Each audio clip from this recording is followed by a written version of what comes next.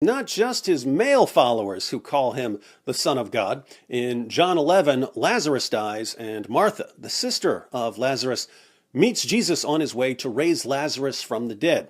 We read, Jesus said to her, "Your brother will rise again."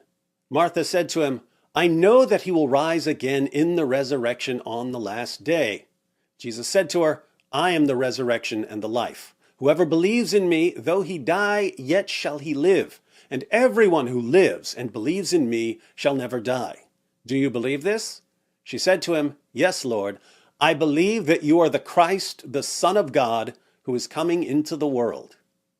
Martha and the apostles and John the Baptist were all Jews who believed in Jesus, but even the Jewish leaders who rejected Jesus admitted that he was claiming to be the Son of God. At his crucifixion, they mocked him and said, "He saved others, he cannot save himself. He is the King of Israel. Let him come down now from the cross, and we will believe in him. He trusts in God. Let God deliver him now, if he desires him, for he said, 'I am the Son of God.'" So, whether they believed him or didn't believe him, the Jews of his time acknowledged that Jesus was claiming to be the Son of God. And even some of the Romans called Jesus the Son of God. When Jesus died by crucifixion, there was an earthquake, and the Roman centurion and those who were with him shouted, "Truly, this was the Son of God."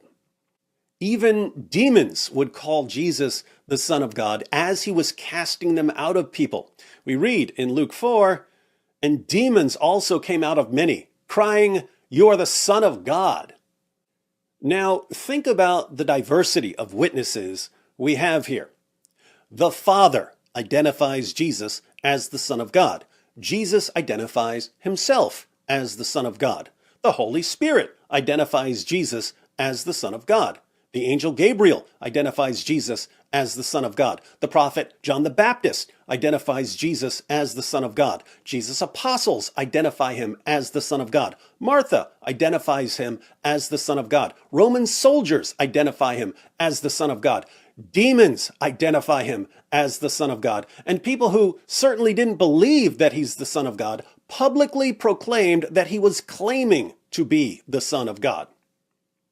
All three persons of the Trinity, prophets and apostles, angels and demons, men and women, Jews and Gentiles, anyone who could possibly identify Jesus as the Son of God, identified him as the Son of God. True. Of the Son of God, did they understand him to be the Son of God, not only in the sense of, a great guy, but also in, in a spiritual, religious way, the way Christians later understood him? Was that something that was there from the beginning? I think it was there from the beginning, but they meant something different by it. In Jewish circles, Son of God is used in the Old Testament, in the Hebrew Bible. Son of God is used for various beings. It can be used for angels, for example, but it can also be used for humans.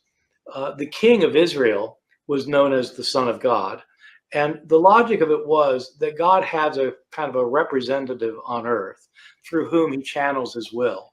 And this person would be a human, could be a human, but it was the one who's in a particularly close relationship with God, through whom God mediated his will. And so Jesus would have been seen as the Son of God in that sense. And he might have even talked about himself as the Son of God in that sense. Later, that came to mean that in some sense he himself was divine, that he was God. And that's the meaning that carried on later. But early on, I don't think they meant it that way.